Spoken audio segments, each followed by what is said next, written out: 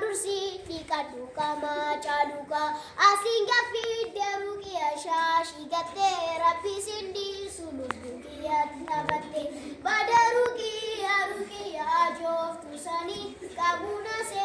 shishi kabof tusani